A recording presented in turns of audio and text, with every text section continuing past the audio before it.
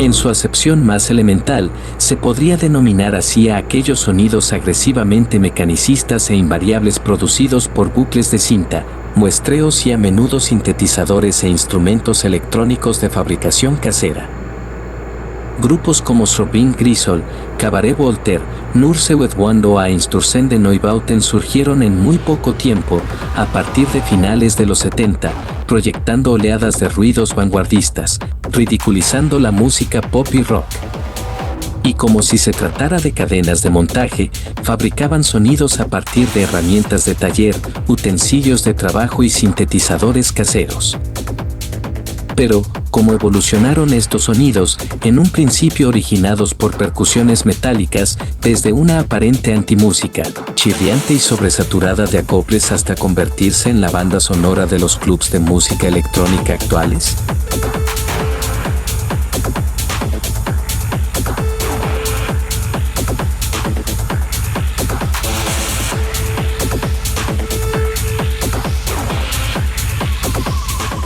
Comencemos echando la vista atrás y veamos cuáles fueron las etapas esenciales en este trayecto.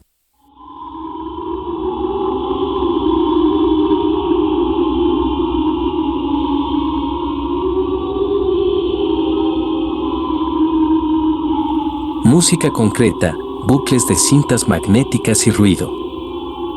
Los primeros sonidos y técnicas que conformarían un manual de instrucciones industrial se remontan a los experimentos iniciales en música electrónica en la década de 1940. Compositores como Halim El-Dab y Pierre Chaffa inventaron lo que después se conocería como música concreta, empalmando y engarzando sonidos aleatorios grabados en cinta en primitivos collages de audio.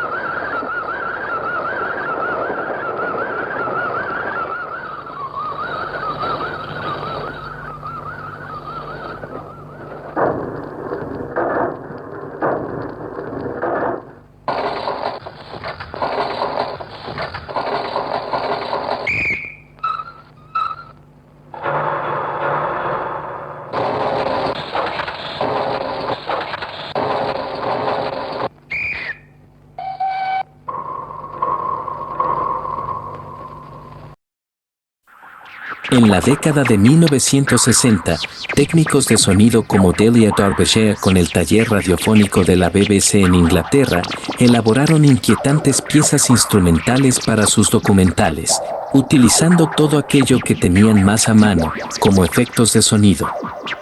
Por ejemplo, en la grabación Blue Bells and Golden Sands de 1963, utilizaron osciladores reconstruidos y reverberaciones de una pantalla de acero para ambientar un viaje por el desierto. And then all we have to do is cut the notes the right length. We can join them together on a loop and listen to them.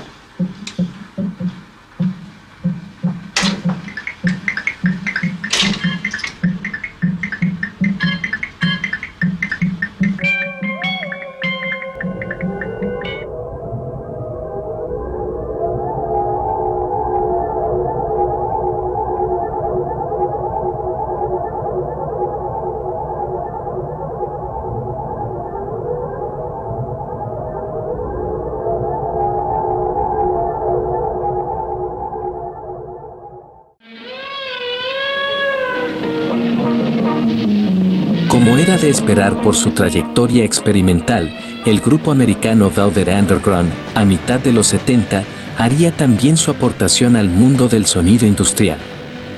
Las monótonas historias de Lou Reed sobre sexo, drogas, asesinatos y decadencia urbana en temas como Sister Ray, o incluso su doble vinilo, de edición limitada, Metal Machine Music, puro ruido de feedback de guitarra, serían llevados a los extremos más sórdidos y gráficos por Robin Gressel en el Reino Unido. Pero lo que es más significativo, el ritmo simplista y a la vez contundente del batería de la Velvet, Moe Taka, sería la fuente de inspiración para cualquier otra percusión robótica a partir de entonces. En particular, el ritmo llamado Motorik del grupo alemán Neu!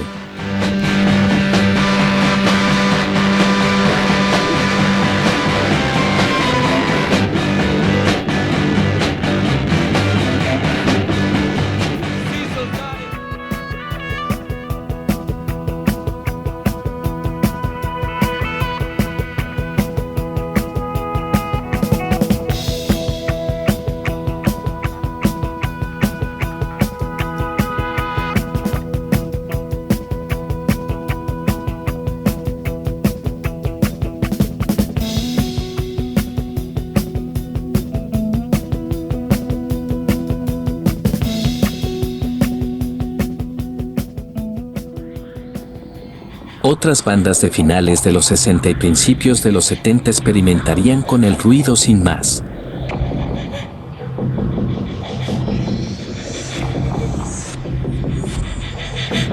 Un camino hacia la antimúsica presente en los inicios del género industrial, desde la cacofonía atonal chirriante de AMM en 1966.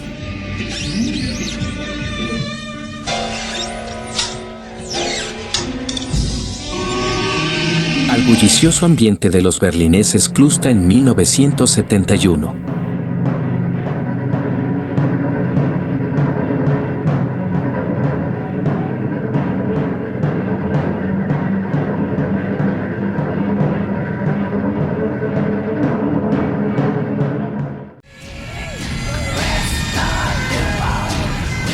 El grupo americano Cro-Magnon se acercaría tangencialmente a lo industrial con su tema Caledonia de 1969.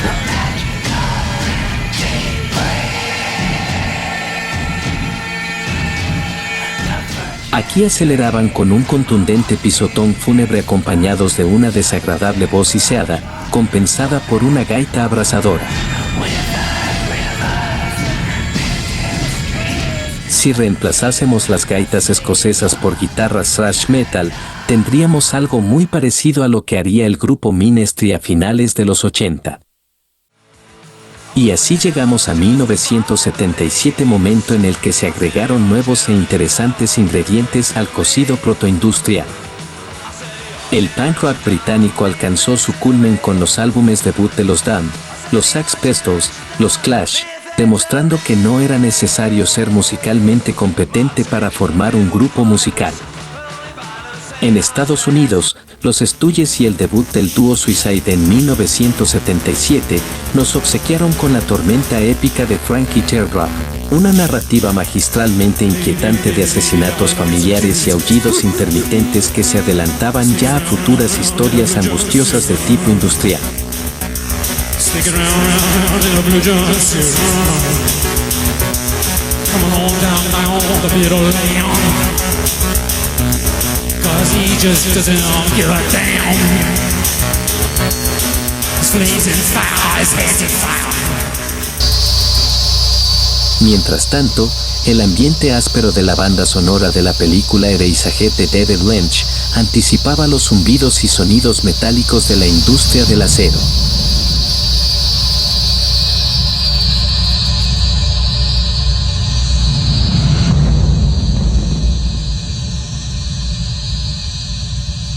Pero quizás el ingrediente más trascendente fue Kraftwerk, el grupo alemán de Düsseldorf, que incorporó una tecnología moderna con su colección de instrumentos electrónicos de diseño propio. Desde el sonido sintetizado de coches que circulaban a toda velocidad por una autopista en Autobahn ya en 1974, al equipo de detección radiactiva, al año siguiente en contador Geiger, utilizando ritmos pautados por las primeras cajas de ritmos y secuenciadores en su álbum de 1977 Trans-Europe Express. En Metal Auf Metal del mismo álbum, Kraftwerk utilizaría el tipo de percusión metálica contundente que luego emplearían a Instrucen de Neubauten, SPK o Jazz Department.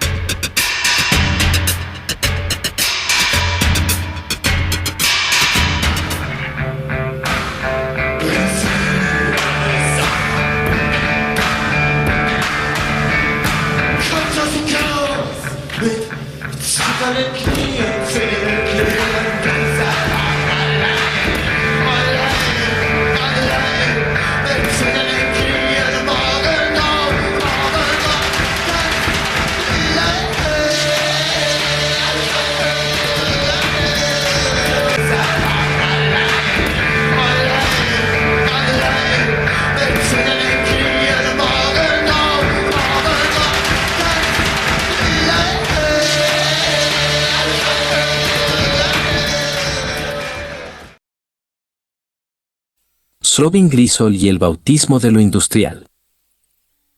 El grupo británico Robin Grisol fue el punto de partida de este movimiento propiamente dicho. Comenzando como un colectivo de arte visual y experimental, en 1976, emprenderían este sesgado y a veces pornográfico camino de las artes escénicas, aplicándolo a una trupe radical. Tomaron su nombre de una palabra del dialecto hablado en el condado de Yorkshire que significa erección. Un ejemplo palpable de las angustiosas letras de sus temas es Jan Barvelleri, del álbum de 1978, The Zordon Phenol Report.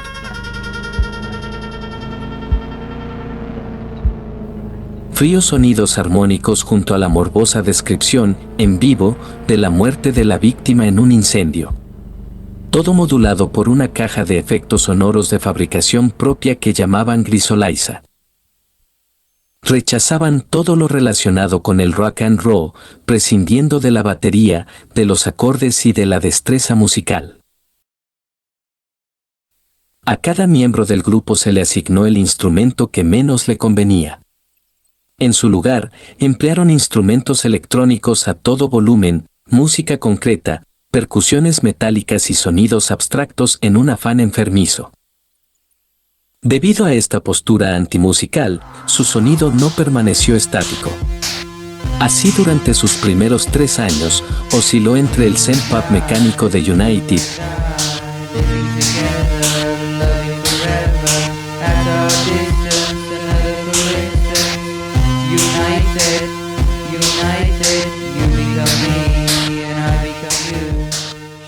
y el pastiche punk rock de Cyclone B Zombie.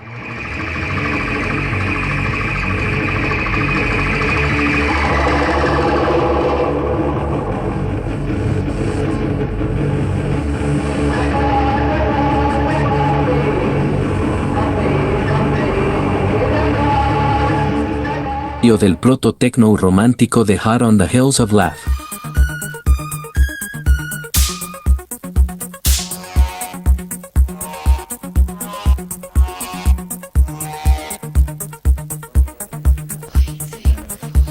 Actuando principalmente para congregaciones de punks confundidos, sus espectáculos en vivo combinaban ruido ensordecedor, inquietantes retroproyecciones y un generador de iones que esporádicamente dirigían al público.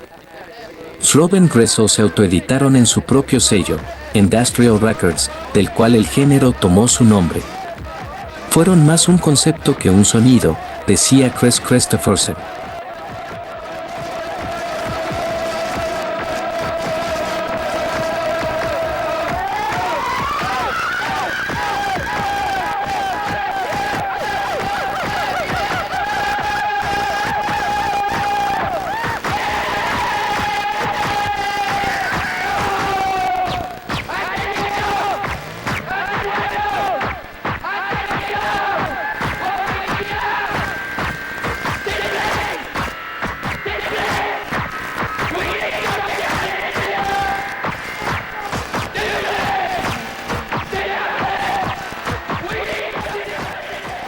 Otros 2 grupos fundamentales de estos primeros años fueron los ingleses, Nasweth One y White House.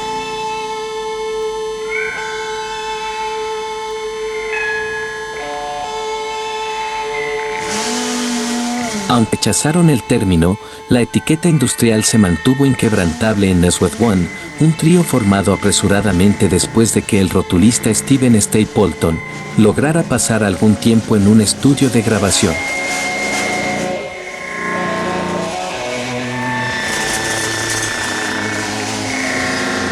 Su improvisado debut de 1979 se grabó sin ensayo previo en apenas 6 horas.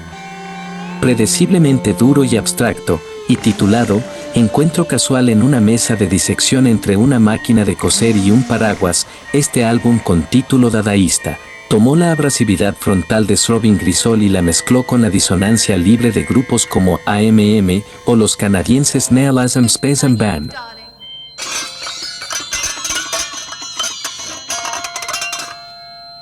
Este trío se disolvió en 1980, dejando a Stapleton a su suerte, literalmente. El disco Moto Pitumare de 1982 es lo que él consideró el debut propiamente dicho del grupo. Creado en la mesa de mezclas, con bucles de cinta y sonidos encontrados empalmados para crear un collage siniestro. Su tema principal son 16 minutos de perverso zumbido de platillos, ocasionalmente interrumpido por el humor absurdo de una mujer, regañando la credulidad de una niña.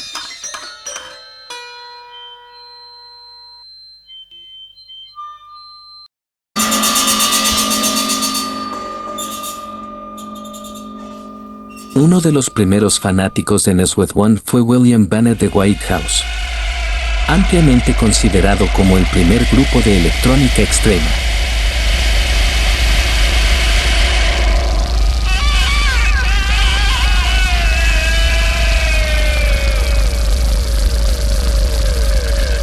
La intención de Whitehouse era crear la música más desgarradora jamás grabada. El álbum debut del grupo, Birth Death Experience de 1980, unió el terrorismo sónico de Robin Grisol con nuevos niveles de intensidad y paranoia. ¿Para qué necesitas usar una guitarra?, decía Bennett. La idea de los ruidos atronadores extremos me atrajo.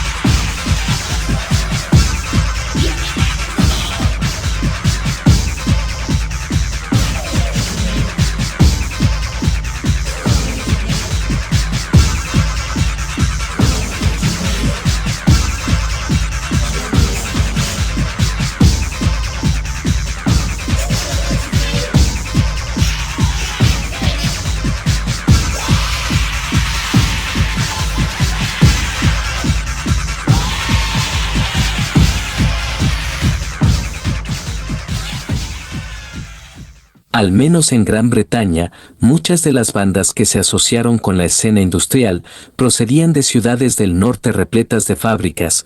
Robin Grisol procedían de la ciudad portuaria de Hull, mientras que Cabaret Voulte surgieron en la ciudad del acero, Sheffield.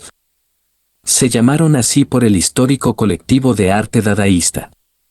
Cabaret Voulte empezó experimentando con bucles de cinta desde principios de los años 70, pero en realidad no encajaban en ninguna parte.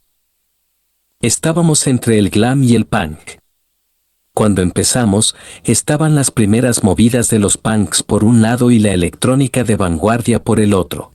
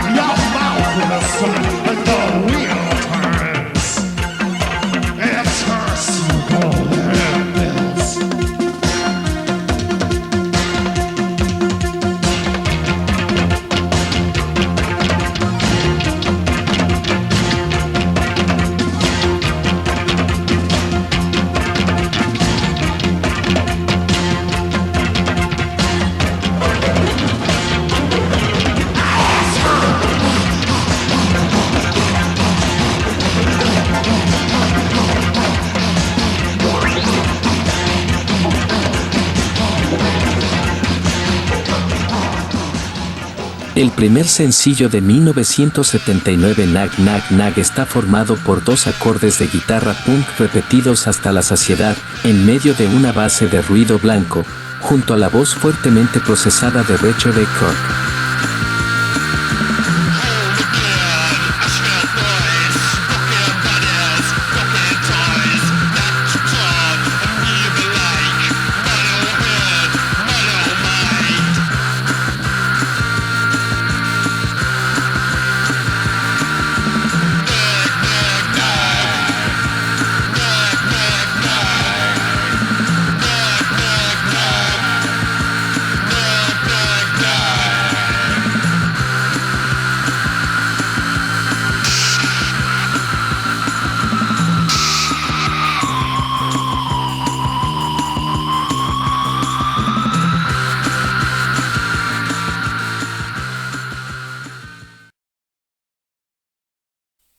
Tiempo después, Newton, que venía de la Liga Humana, formó el grupo de ruido industrial Clock Terrier que sacaron su primer disco en el sello Industrial Records de Robin Gressel en 1981.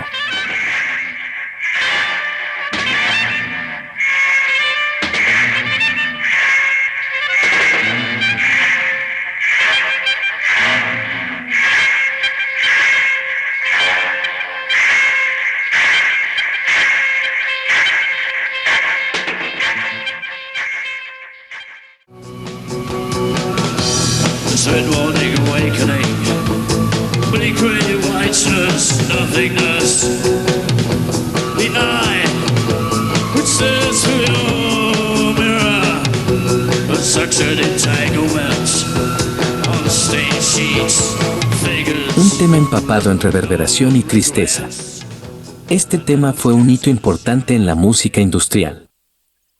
Mientras tanto en Düsseldorf, Alemania, el dúo de AF La Amistad Germano-Americana tomó el ruido electrónico de Suicide acelerándolo y agregando letras provocativas a medio camino entre lo erótico y el totalitarismo, siguiendo ese afán provocador de los primeros grupos industriales tanto en su estética como en sus letras.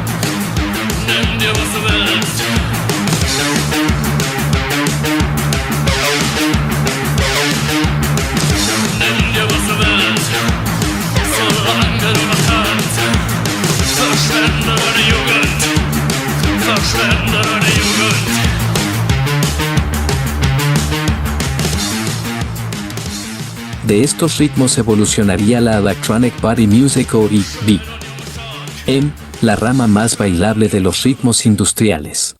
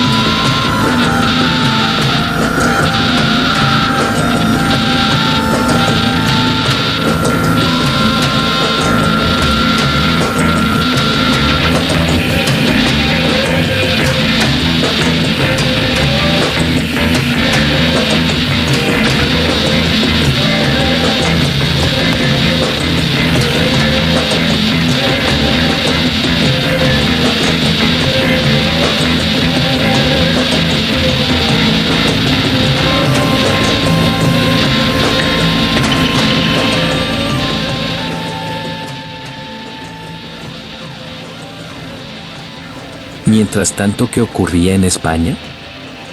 Los precursores en nuestro país de este tipo de sonidos habría que buscarlos remotamente en músicos de formación académica como Luis de Pablo, Joan Prats o Cristóbal Halfter.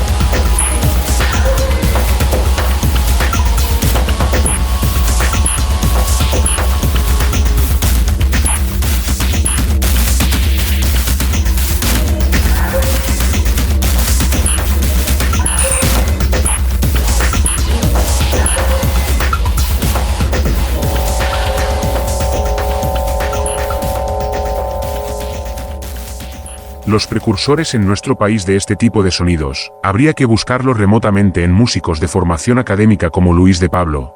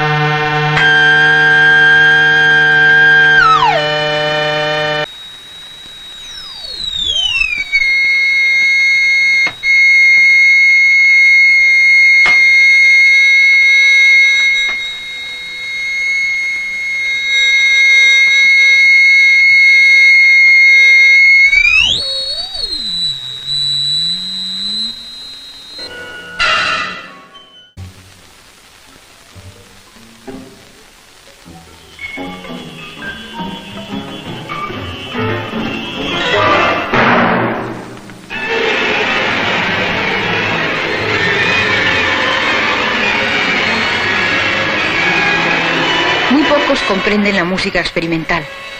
La reacción popular suele ser desconfiada, agresiva. Están intentando tomarnos el pelo. Hay una anécdota muy significativa al respecto. En una exposición de pinturas cubistas, una señora se acercó a Picasso. Lo siento, maestro, pero no entiendo absolutamente nada de sus cuadros. Picasso sonrió. Señora, ¿comprende usted el chino? Pues claro que no. Y el pintor concluyó. Naturalmente, señora, eso se aprende.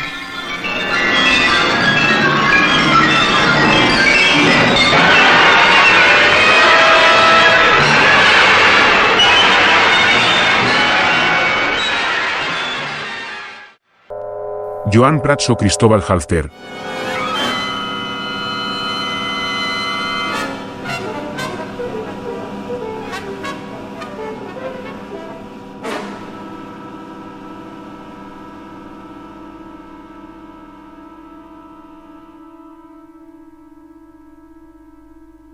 Seguidos tiempo después, por Eduardo Polonio, procedente de los grupos Coun y Alea.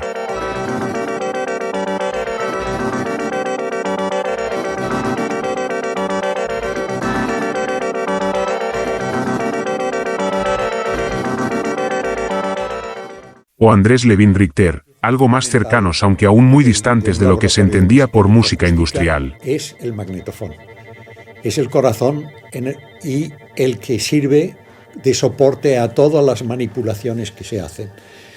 Cuando yo empecé a trabajar en música electroacústica, trabajábamos con magnetofones. Y no es de esta música electroacústica formalista de la que nos vamos a ocupar ahora. Sí que hubo, por otro lado, obras de transición como el disco de Polonio que llevaba por nombre IT, Música Electrónica Libre, editado comercialmente en 1976.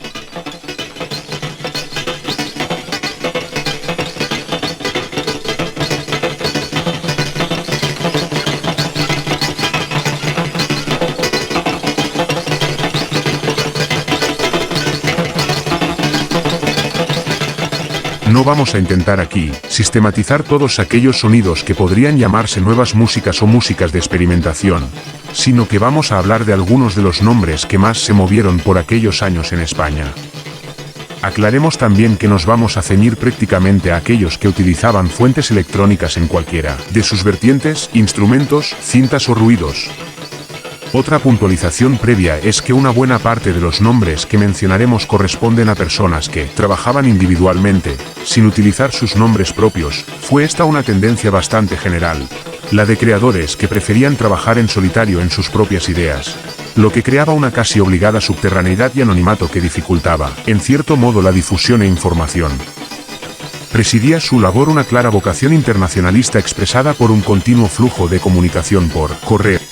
Nos encontramos ante una auténtica red de creadores con una conexión súper extendida y sorprendente mucho antes de la invención de Internet.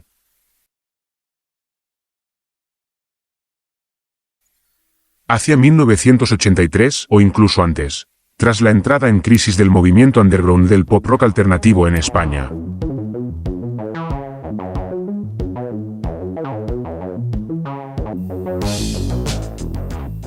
Y con el abaratamiento relativo de los sintetizadores, el gran boom de las cintas de cassette y las duplicadoras de cassettes, se produce una deriva de artistas renegados y público rebelde hacia los terrenos de la experimentación y florecen aquí numerosas iniciativas atentas a los sonidos más vanguardistas del panorama experimental.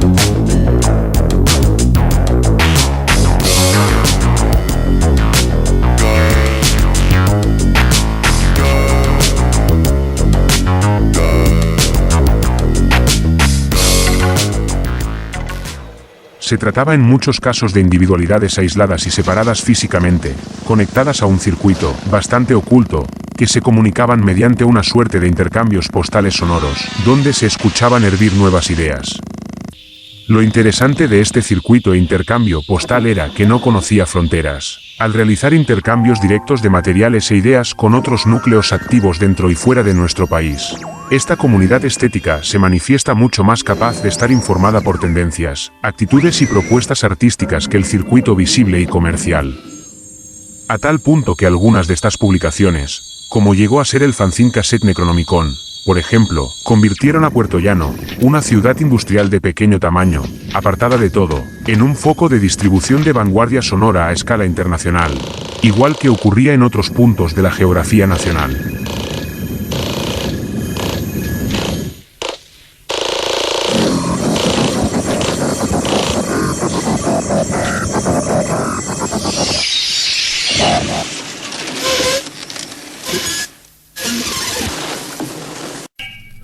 Esplendor geométrico.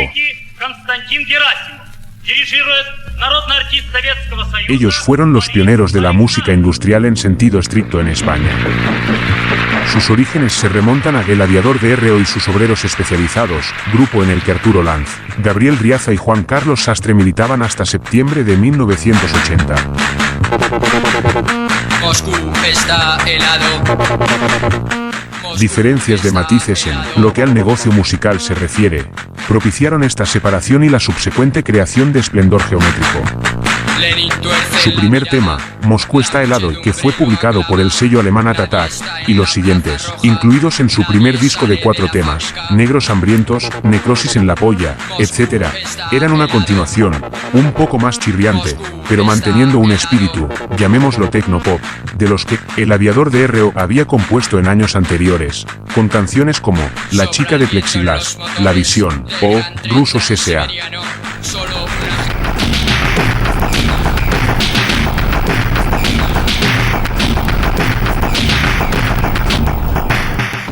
La historia posterior de Esplendor iba a devenir justamente la contraria a la de sus excompañeros. Mientras estos entraban de lleno en el juego más o menos comercial, los tres escindidos iban a radicalizar progresivamente su sonido.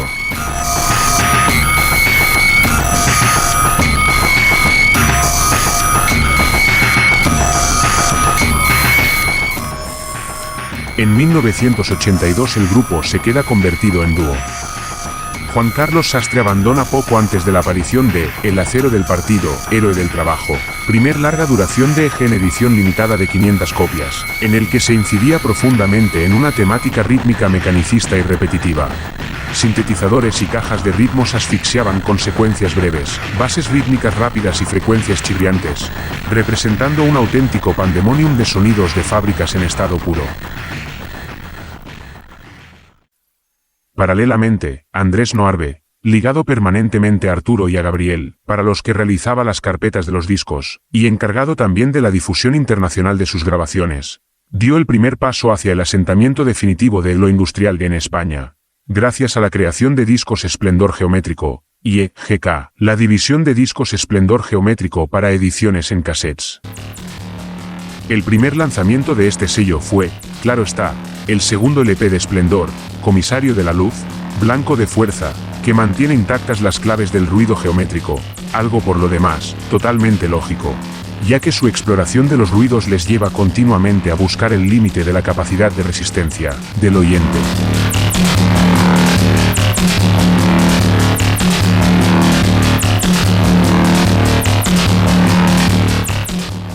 Hay que destacar, finalmente, que Esplendor fueron y siguen siendo, dentro de los círculos iniciáticos en los que este tipo de música se mueve, uno de los grupos con más prestigio internacional.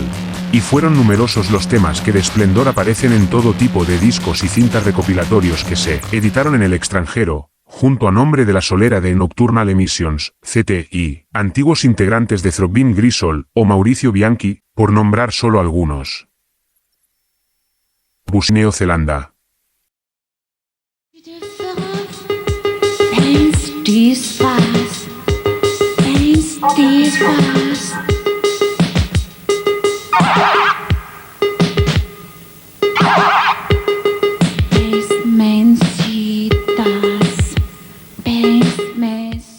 No tan radicales como Esplendor Geométrico, fueron los granadinos Diseño Corbusier y Neozelanda, otros de los nombres clave de las otras músicas en España, reconocidos internacionalmente, no solo por la calidad de sus trabajos publicados en varios discos y cintas recopilatorios, sino también por la labor de difusión que de la música experimental en sí vinieron realizando. Somos Auxilio de Cientos, estamos aquí en Granada y somos una discográfica. Un sello discográfico independiente surgido aquí en Granada. No obstante, hemos sacado ya 4 discos con mucho esfuerzo y con poca ayuda. Bueno, aquí en Granada nos ayuda una poca gente en Madrid, pero más ayuda en el extranjero, porque aquí es muy difícil, hay que luchar mucho. Los grupos que hemos editado, y de los 4 LPs que hemos editado, 3 de ellos son de grupos extranjeros. El título de nuestro primer LP se llama Pérfido Encanto y es de Diseño Corbusier.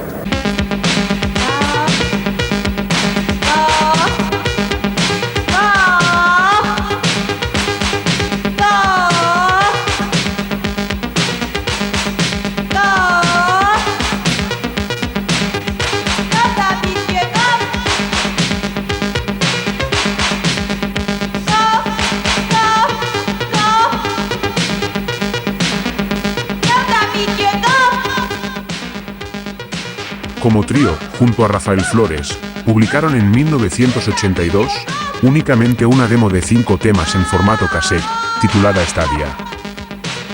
Pérfido Encanto fue su primer LP, publicado en 1984 por Auxilio de Cientos, nombre de la compañía que Javier Gemarín y Annie Zink, de sobrenombre, Neozelanda, para sus grabaciones en solitario, habían fundado tiempo antes y cuyas grabaciones, tanto propias como ajenas, eran distribuidas por otra casa independiente de mayor envergadura, Nuevos Medios.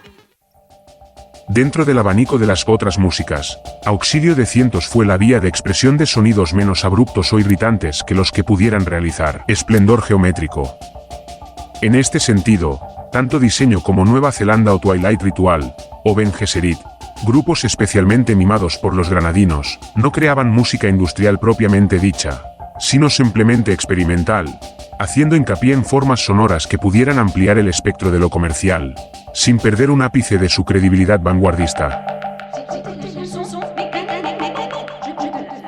Había, por así decirlo, una mayor musicalidad en sus trabajos, y un toque de seriedad que les llevó a ser reconocidos por el Centro de Documentación para la Música Contemporánea de la Fundación Juan March, en donde se incluyeron sus 2 LPs, Pérfido Encanto y El Alma de la Estrella, así como el de Nueva Zelanda, Mixcelanea, junto con los de músicos académicos tan ilustres como Luis de Pablo, John Cage o Karl-Heinz Stockhausen.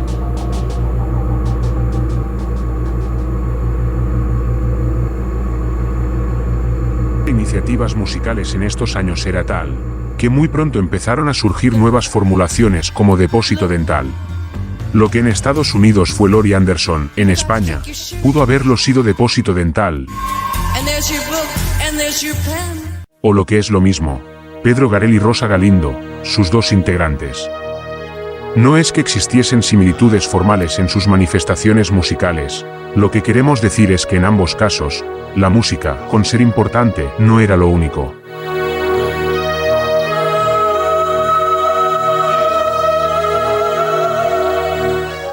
Tanto para Laurie como para Depósito Dental, la música era una parte integrante, y al mismo tiempo válida individualmente, de un espectáculo global multimedia, en el que el vídeo, diapositivas, gestualidad, luminotecnia, etc., concurrían en lo que se daba en llamar performances.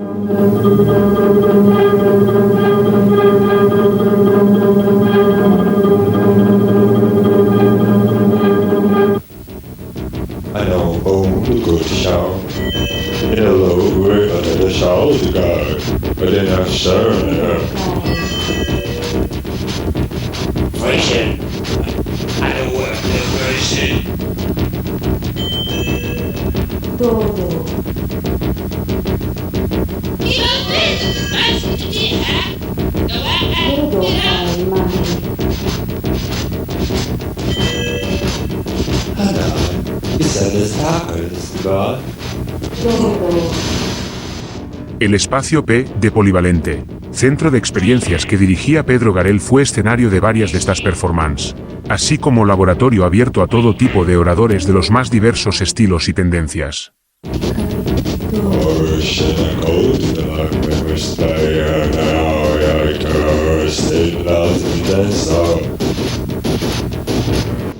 Su primer LP, titulado igualmente Depósito Dental, y publicado por Grabaciones Accidentales, dejaba bien sentado que se trataba de un grupo a tener en cuenta, en el que el minimalismo instrumental, un simple sintetizador Casio, y la voz humana, no era obstáculo para elaborar una compleja trama de sonidos a caballo entre los Residents y Brian Eno.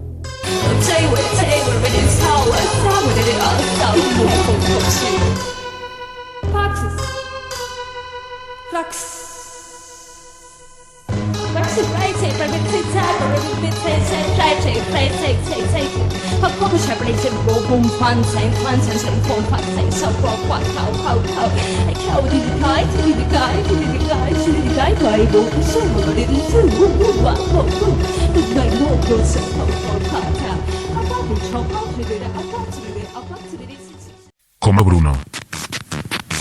Desde Andújar en Jaén llegaron las primeras noticias de Comando Bruno y de su sello de cassettes El Consumo del Miedo.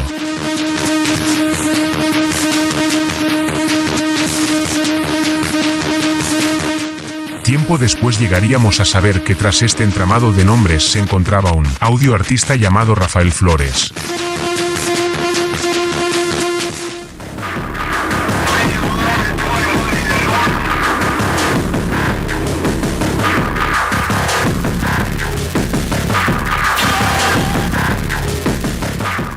Su historial arranca a partir de unos iniciales escarceos con sus vecinos de Granada, las gentes de Auxilio de Cientos, que no cuajaron en el tiempo, por lo que siguió trabajando en solitario a partir de 1981.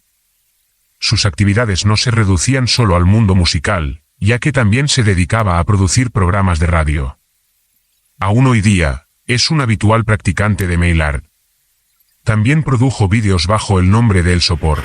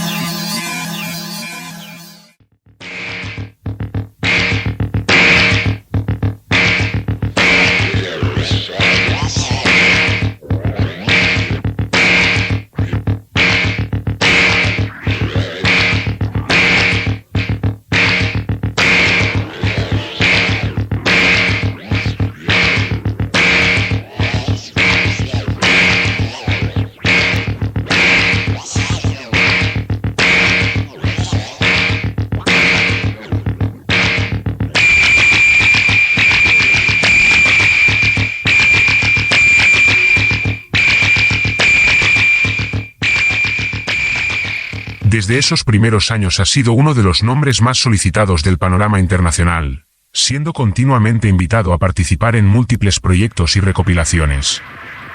Utiliza muy pocos instrumentos, prefiriendo el tratamiento de cintas, consiguiendo un sonido personal, peculiar, en absoluto pretencioso y lleno de resonancias íntimas. Editó incontables referencias a través de su editorial ECDM. Aparte de ello, muchos de sus trabajos, producidos por IEP, Discos Esplendor Geométrico y por diferentes sellos de Alemania, Holanda, Japón, Suiza, Noruega y Reino Unido, considerado uno de los pioneros más activos y productivos de sonidos alternativos en nuestro país.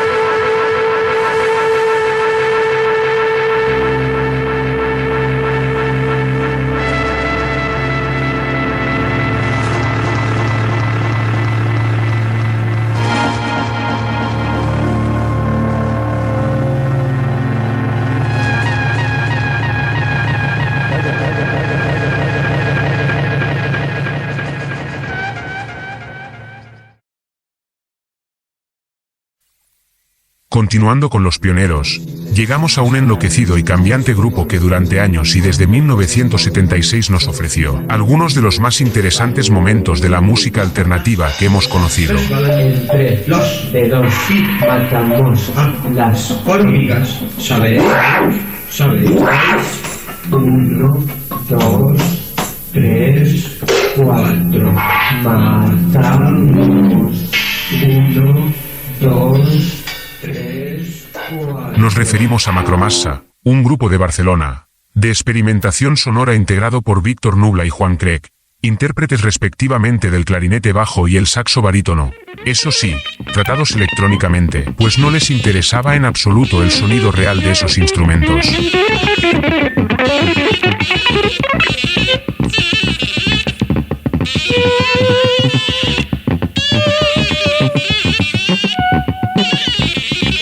Utilizaban también una caja de ritmos de las más potentes, Garrapatón, para los amigos.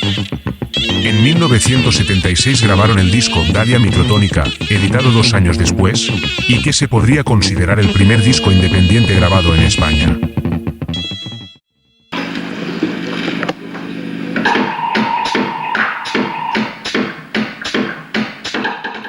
Tras muchas intervenciones y experimentos y una temporada de silencio, su reaparición en 1985 marcó el inicio de una ascendente carrera, plagada de multitud de conciertos, algo que no abundaba en este tipo de música.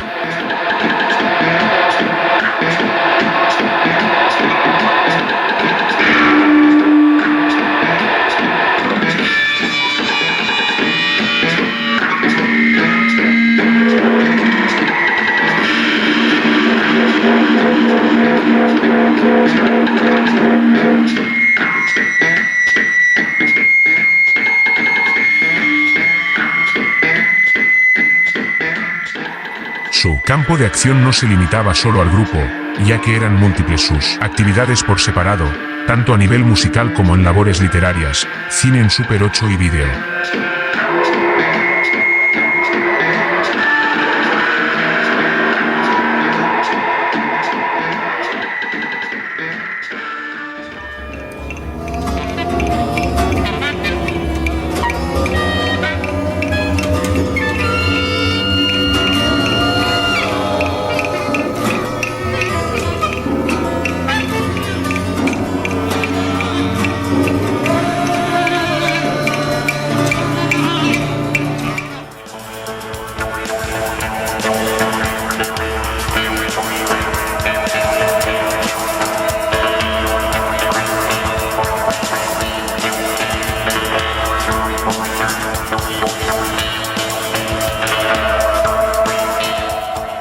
Un single, 13 discos de larga duración y un buen número de cassettes nos permiten seguir sucintamente su historial, además de haber participado también en infinidad de recopilaciones nacionales e internacionales.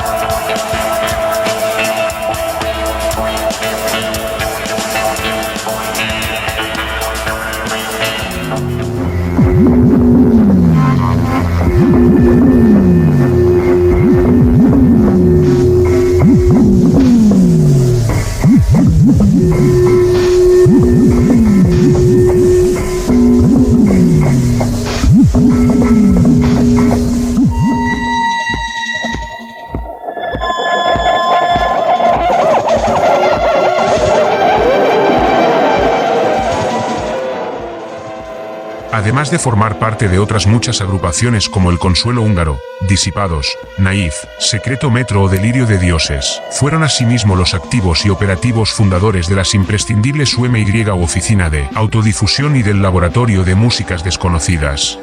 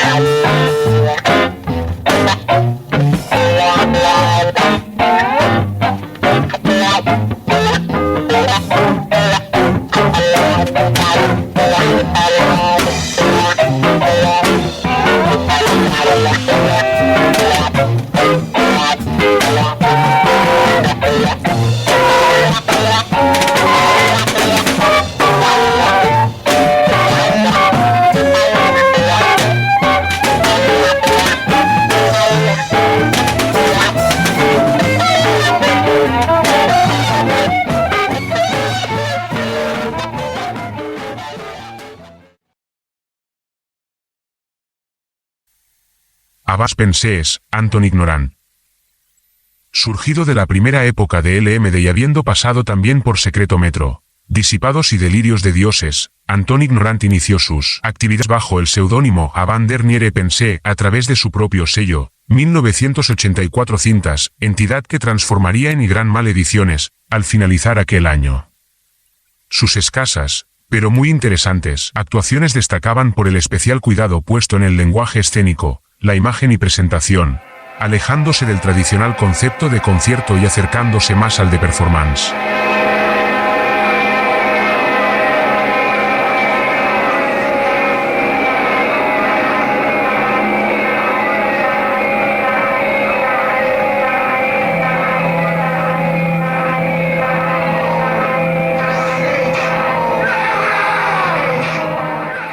Muy activo en la edición de cintas propias y ajenas.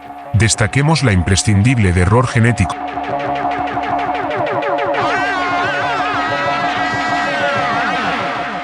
Y la hermosa colección de 13 cintas de cassette de 1 minuto de duración de otros tantos músicos nacionales, llamada C1.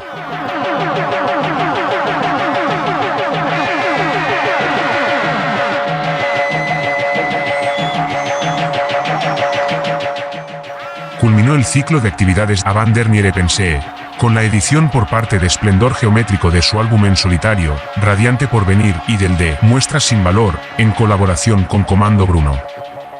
De este último existe una versión diferente disponible en cinta de cassette.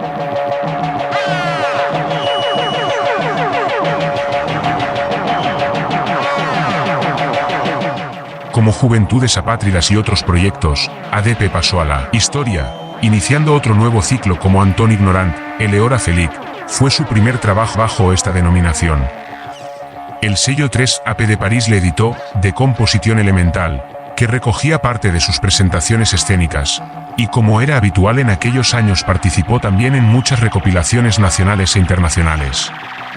En 1985 fundó una distribuidora de grabaciones que agrupaba Cintas Delfín, Laboratorio de Música Desconocida, Gran Mal Ediciones y Duplicadora. Sinceridad, sencillez, eterna búsqueda, poesía. ¿Qué más se podía ofrecer?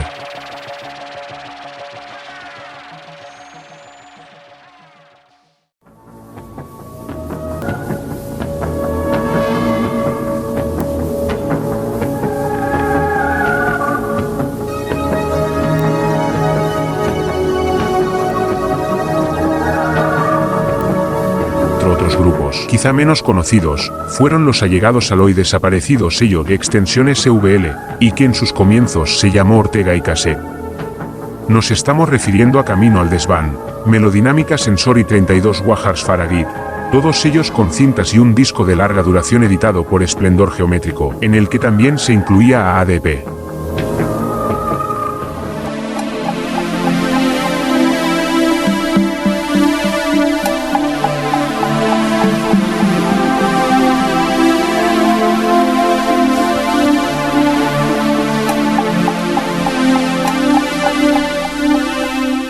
Camino al Desván fue, de estos tres, el más activo y el único que realizaba actuaciones en directo, aunque tampoco es que se prodigase mucho. Con una formación oscilante entre dúo y trío, su método de trabajo lo conformaba una voz femenina apoyada sobre una base electrónica instrumental. María Dolores García y Jordi Caballol eran los fijos y Jesús Melcón, el oscilante.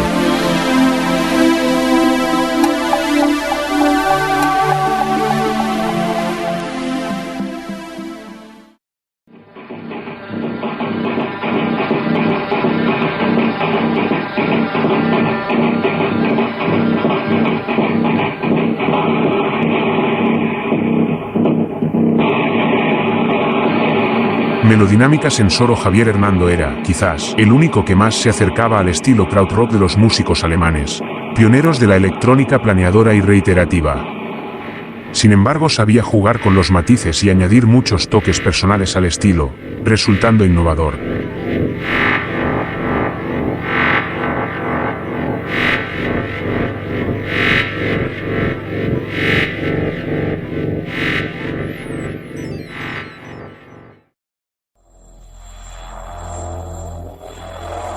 En cuanto a 32 Wahars Faragid, eran los más herméticos. Digamos que eran los más ruidistas de los grupos que surgieron en Barcelona y que trabajaban sobre conceptos muy abstractos.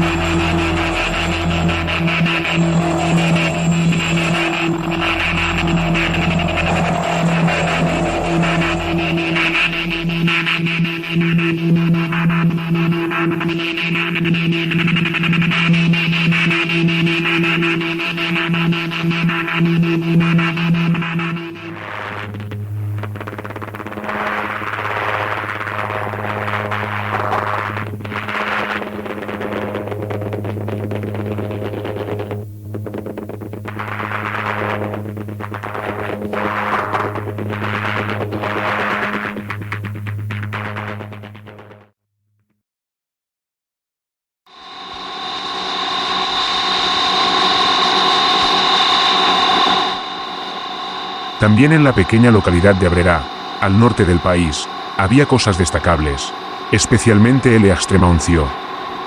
Este grupo practicaba un sonido áspero, duro, violento y con una cierta rigidez estilística. Entre sus grabaciones quedaron una cinta autoeditada, Trashchin, y una segunda, Programa, editada por el sello de Marsella y Le Valets Mecanics. También realizaban un programa radiofónico semanal a través de las ondas de Radio Abrera, donde también se encontraban con sus vecinos del Padeix Pobres.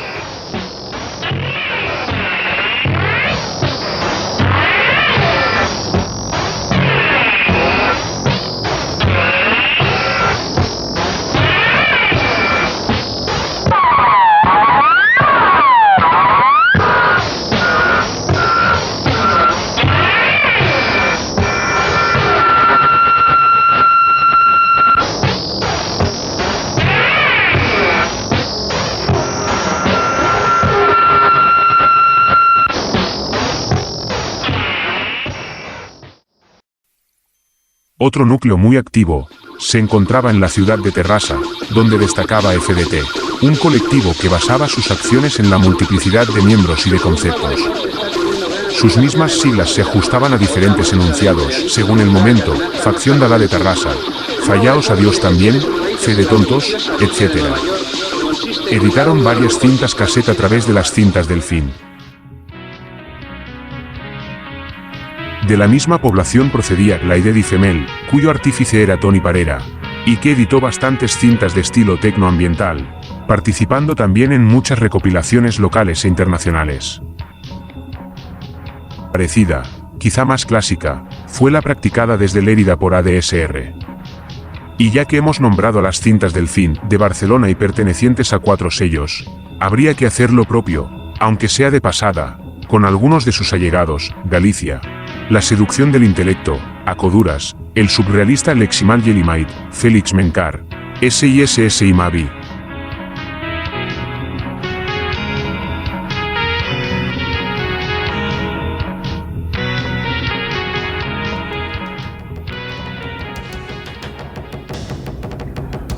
Leo Mariño, antiguo guitarra del grupo Clam, también optó por explorar los sonidos electrónicos.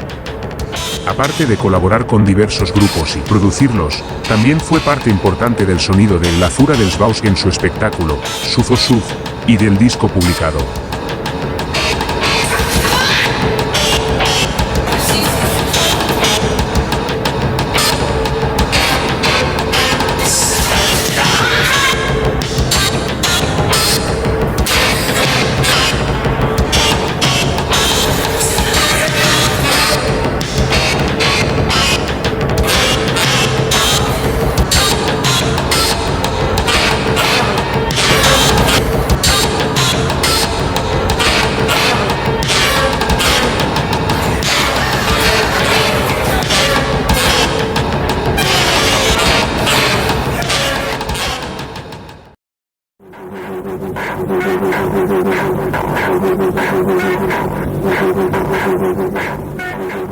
En este pequeño repaso por la música experimental de primeros de los 80 en España, tenemos que destacar también a las huestes de Mieres, quienes dieron muestras de una superactividad y una gran producción.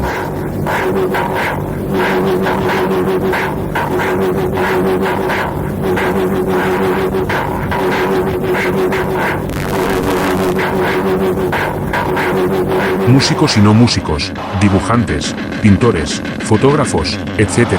Todos ellos muy jóvenes que empleaban nombres como 3M para designar a la parte estética, o el habitante, el enterrador enterrado y ética maquinal, para su facción musical.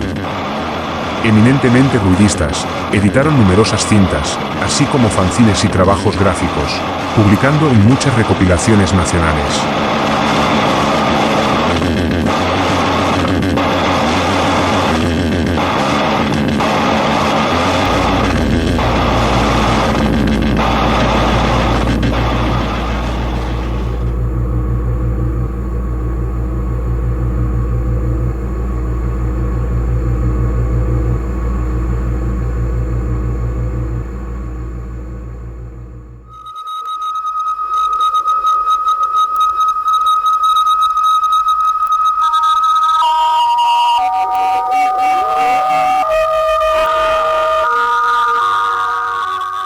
Un poco en las mismas coordenadas de juventud, empuje y ruidismo, se movían en Vigo los integrantes del Laboratorio de Música Electrónica y en Lugo un colectivo llamado Fisodo 13.4 o Música Primitiva de Vigo.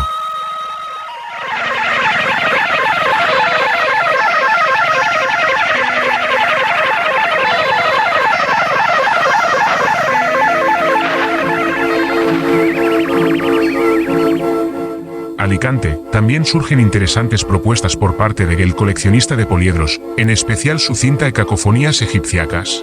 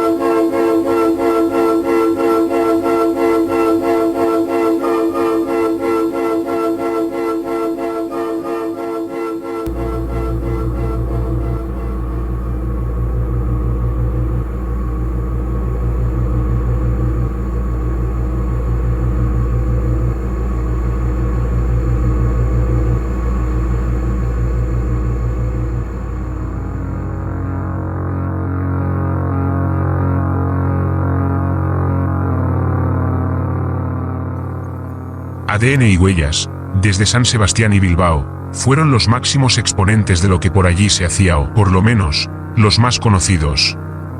A través de estos sellos de edición vieron la luz los trabajos de gente como Fernando Matamoros, Línea Táctica, Euskalduna o Susamen Basen.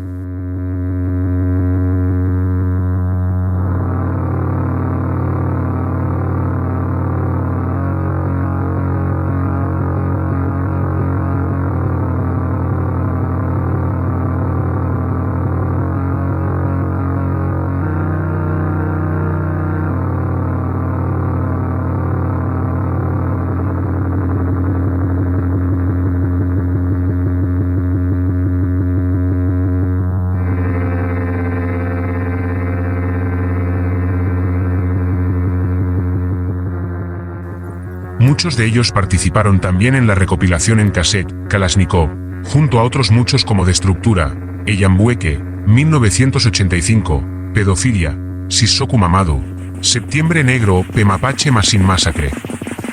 La recopilación, Kalashnikov, fue editada por A, sello impulsado desde Madrid por Ángel Álvarez.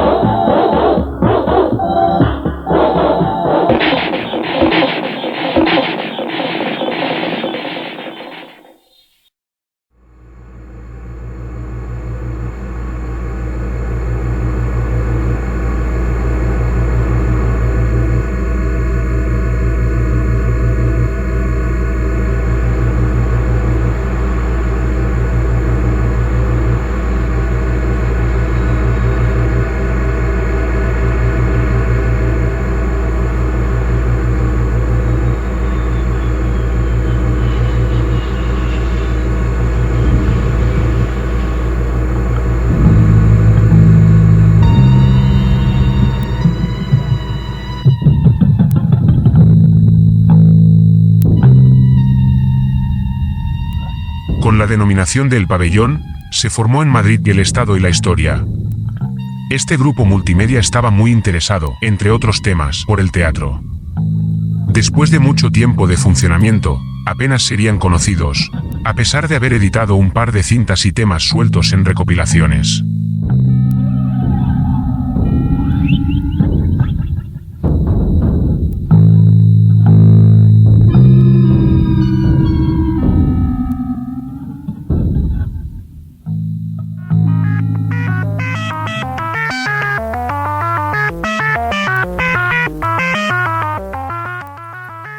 Mayor difusión tuvo Interacción, un dúo muy diferenciado y cuyo sonido era a la vez una mezcla de oscuridad y cuidada exquisitez.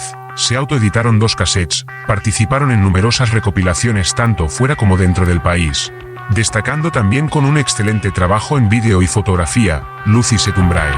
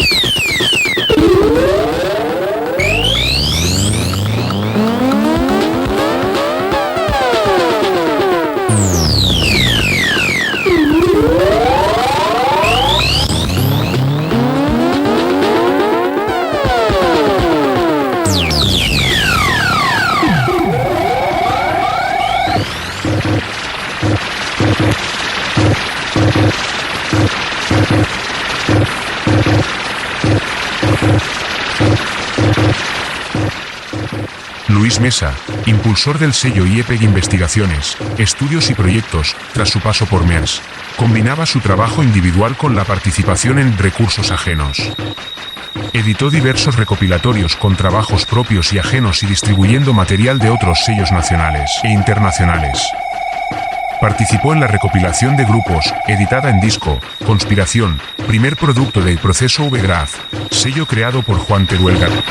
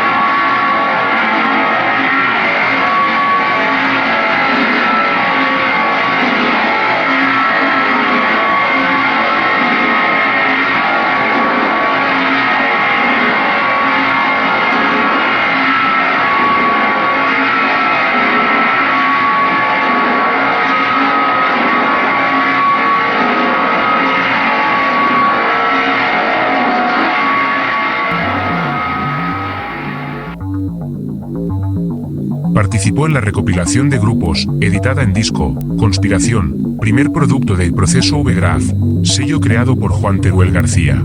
Este se inició en el fanzine Mental y con el tiempo editó trabajos de Miguel Ángel Ruiz, Prolet Cool, V-Graph y otros propios.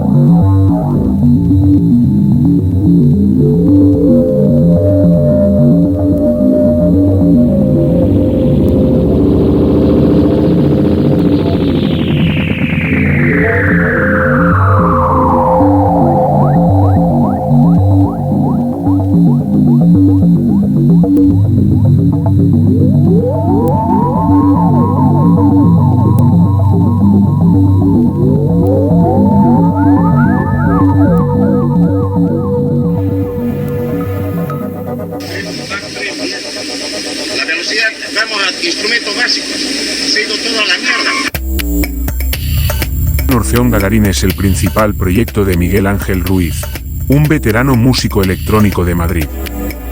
En 1986 lanzó su primer cassette en su propio, ahora legendario, sello Thoracic Tapes.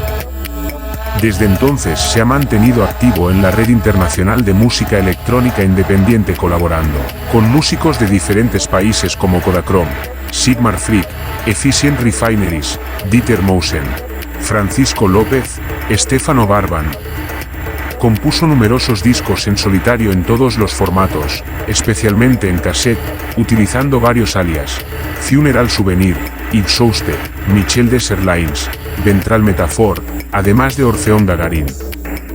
Su primer LP en vinilo fue Encuentros en la Tercera Edad, 1991, producido por el maestro electrónico alemán Asmens Tietjens en su sello Hamburger Musikgesellschaft. Un grupo con actitudes diferenciadas fue el denominado, parafraseando a Tristan Tzara, que no se relacionaba, ni se carteaba con otros grupos similares.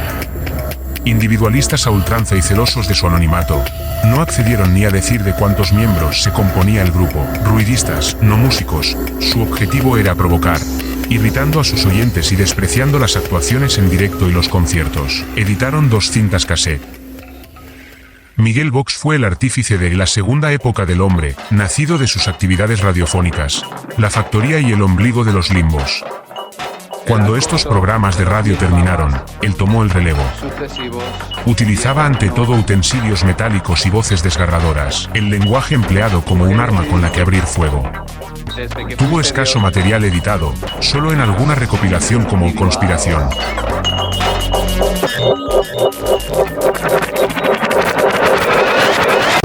Agudiza mis sentidos y me extromeo y me escondo en la muerte de mi rebo.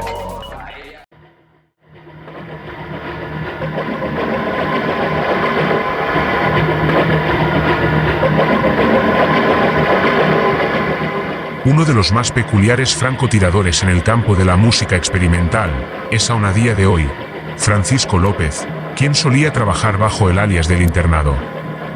Su principal pasión, en aquellos primeros momentos, era la biología, trasladándola a su principal fuente de placer, el sonido.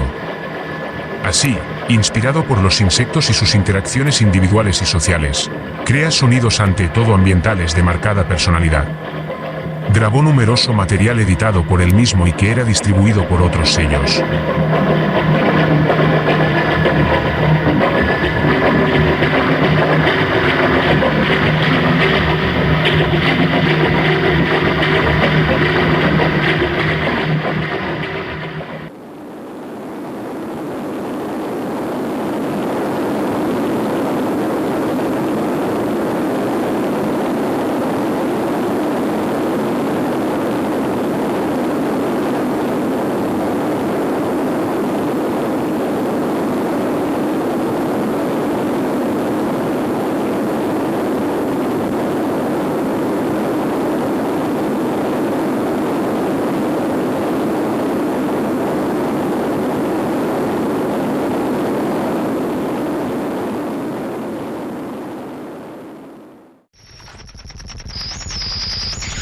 Otro artista muy conocido fue Francisco Felipe, corazón de La Otra Cara de un Jardín, quien editó el primer vinilo independiente de nuevas músicas tras el desplendor geométrico, La Otra Cara de un Jardín.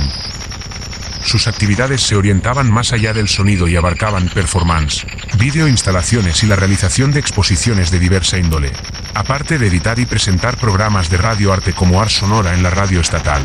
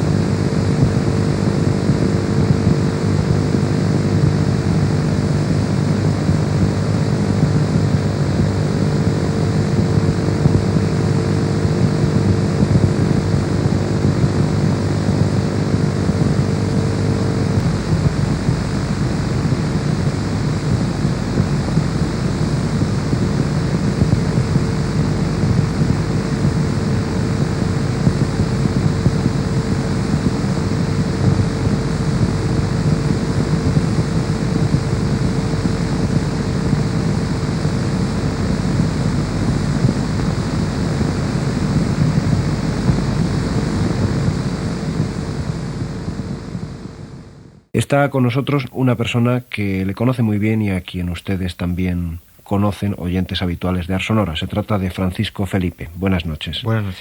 Francisco Felipe es, además de artista sonoro y vinculado además a algunas de las técnicas y por supuesto de la estética que utiliza Rafael Flores, una persona que conoce bien a este artista. Sí, es la técnica de collage sonoro a partir de cintas, utilizando fuentes sonoras procedentes de diversos lugares, básicamente de la radio, y que luego están trabajadas mediante la alteración de la velocidad por la que la cinta corre.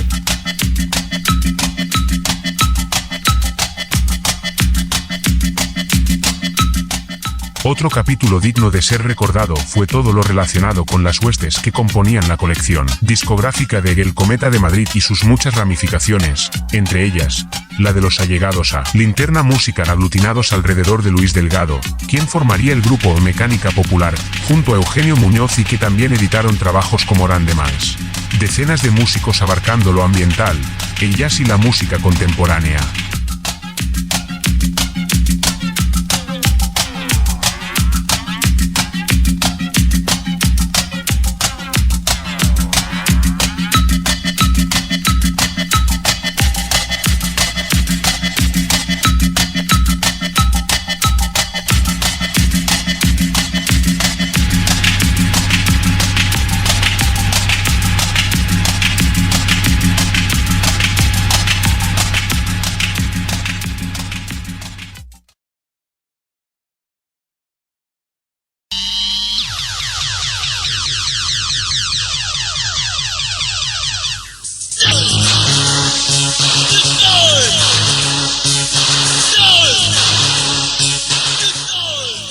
El grupo UHP, acrónimo de Uníos, Hermanos Proletarios, estaba formado por los hermanos Antonio y Rogelio López Cuenca, Alén Piñero y Antonio Urbano, un falso grupo musical soviético en cuyas actuaciones mezclaban música afterpunk con música electrónica industrial. Más allá de la propuesta ruidista en los ritmos y en la ejecución, las letras de UHP entremezclaban la poesía con la política, en piezas como 1 de mayo, La Internacional, Moscú 1919, todas de 1984.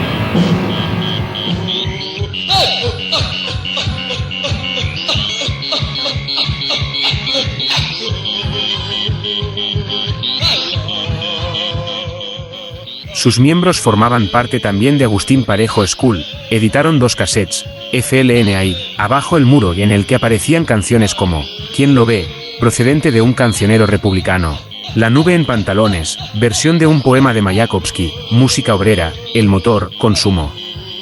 También en 1987, y al igual que hicieran con UHP, Agustín Parejo School inician un nuevo proyecto musical bajo el no de peña wagneriana.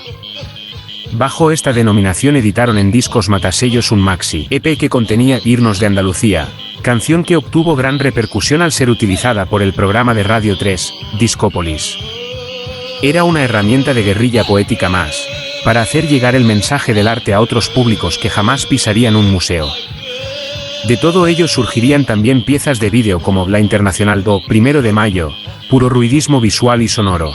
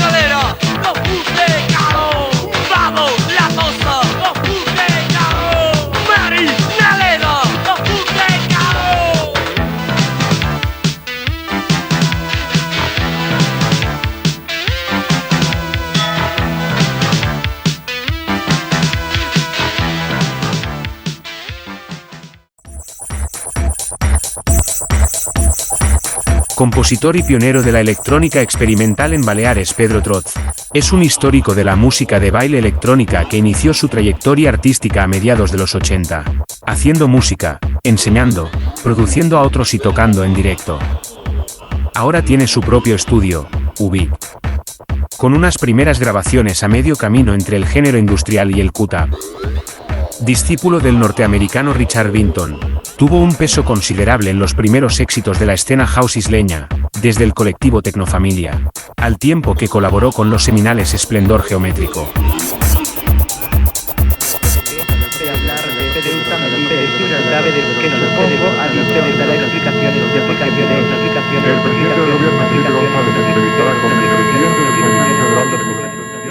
Ha ido alternando numerosas publicaciones, tanto en solitario como formando parte de las agrupaciones Cyberboys o Invaders, al tiempo que se le ha podido ver sobre los escenarios de festivales como Pitch en Ámsterdam o el European Modular Event en Bélgica. En el tiempo presente, destaca por su contribución al mundo de la creación sonoro-visual y el arte electrónico multimedia.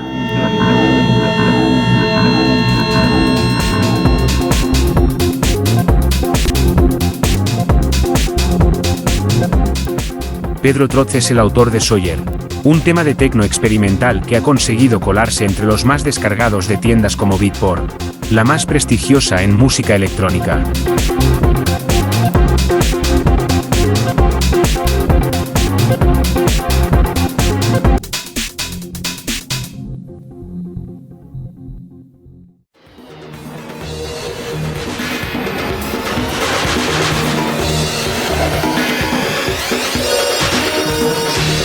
Ediciones discográficas de Javier Segura y Juan Belda pusieron de actualidad el paisaje insular canario, parajes desde los que muy poca información llegaba a la península.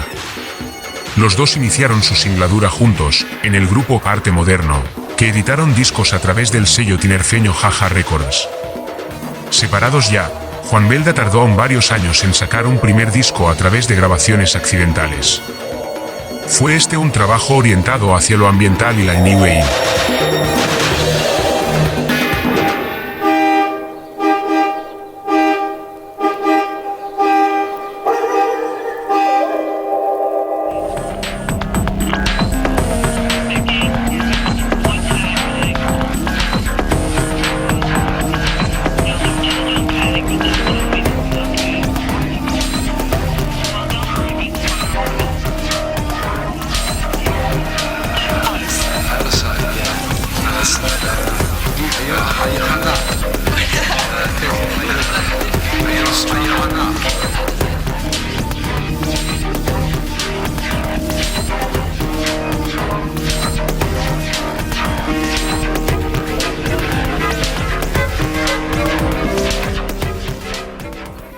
su parte, Javier Segura editó 2 discos más en los que demostró su interés por el síncope, el ritmo y la repetición en una peculiar lectura de las músicas étnicas africanas. En lo ambiental, se mostraba como un gran músico y un buen manipulador del estudio.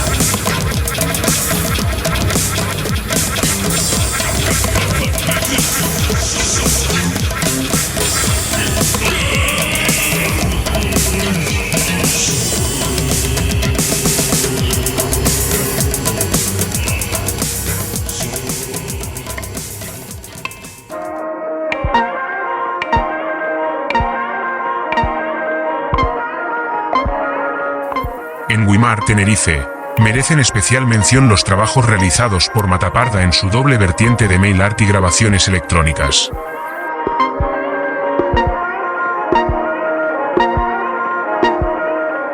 Residente en Tenerife, Mataparda, cuyo nombre real es José Mesa Costa, se autoprodujo en los años 80 una serie de cassettes extremadamente inventivos. Creador atípico, en la línea de Robert Bayato de Pascal Comelade, Mataparda destacaba en la miniatura siendo capaz de producir tanto canciones naif como deflagraciones ruidistas, o sutiles micropaisajes sonoros, mecidos por influencias africanas o caribeñas.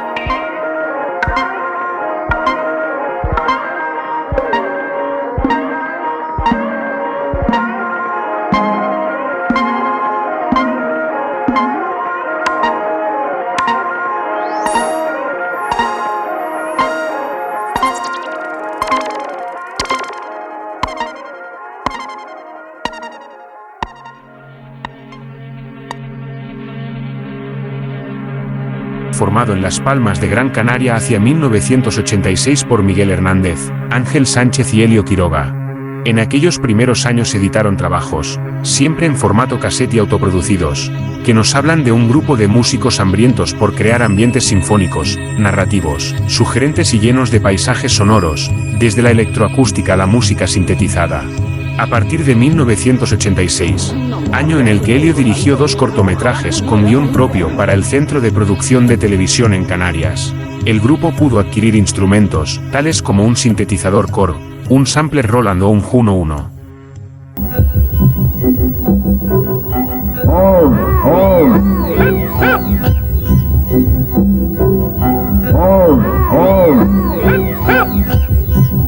Uno, dos,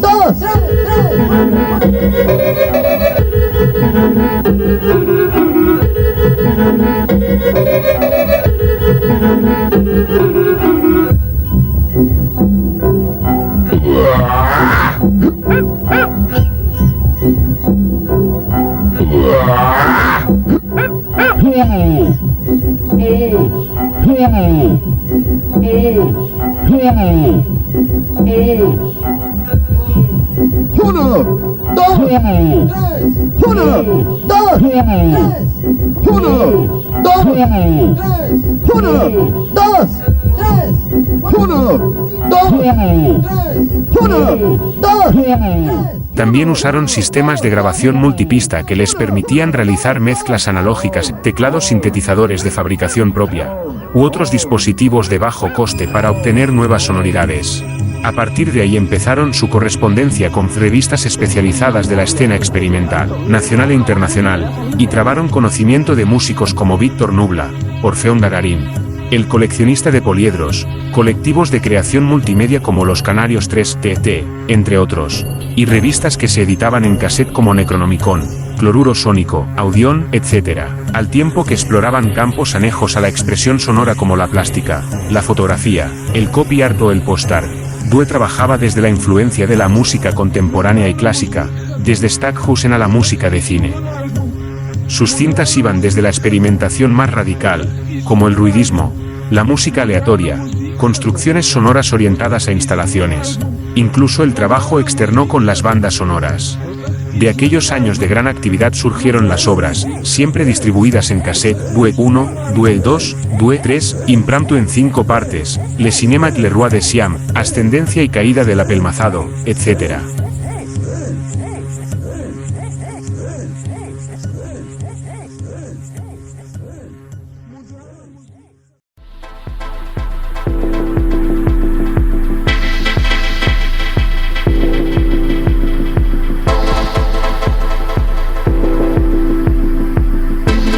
Grupos y artistas sonoros no estaban solos.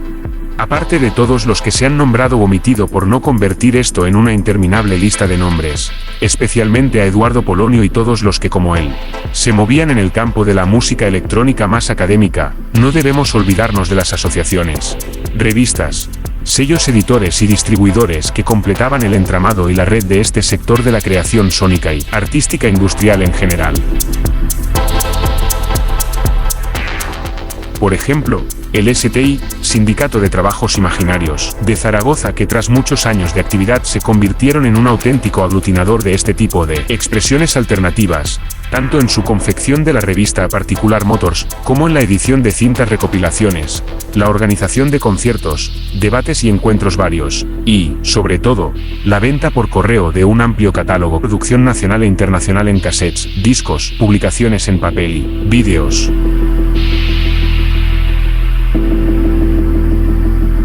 Sintorama fue, desde Rentería, otra revista fanzine fundamental, claro ejemplo de especialización en estas lides.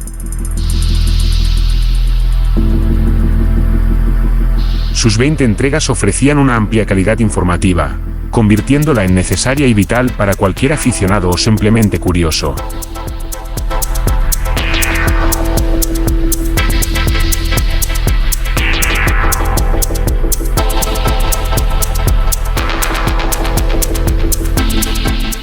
En doblete desde Mandesa y Barcelona se confeccionaban los números de El Papel de la Merienda, una revista mucho más ecléctica pero que en sus últimos números se mostraba cada vez más interesada por el tema electrónico. Paralelamente también, MDR, Músicas de Régimen, disponía de un catálogo de distribución, en el que también aparecieron cada vez más cintas de nuevas músicas. El Fenichi fue una revista de amplio espectro creativo y artístico, realizada en Reus y que no rechazaba dar cabida también a las nuevas músicas. Justamente, en su número 4 acompañaba a la revista la edición de un disco de Delirio de Dioses, con la intervención de Nubla e Ignorant, entre otros. Merecía la hay que hacer para las gentes del Necronomicon. Era esta una revista cassette de distribución internacional, publicada desde Puerto Llano y que se acompañaba de recopilaciones en cassettes. Fue un referente a nivel nacional con sus 4 números y 6 cintas editadas, consiguiendo infinidad de sólidos contactos internacionales y ganándose el respeto general por la calidad e interés de su trabajo. Eran asimismo muy activos en videocreación y difusión radiofónica. Un fanzine mucho más veterano fue La Visión, de Granada. Sus promotores se reconvirtieron en La Casería, discográfica independiente, ya mencionada, y continuaron también con la distribución de cassettes. Electrónica y experimental en España, posterior a 1986, continuó evolucionando por otros derroteros, con mayor o menor suerte. Tendremos que admitir que sus inicios fueron los de una epopeya histórica, soterrada, que salió adelante superando todo tipo de dificultades.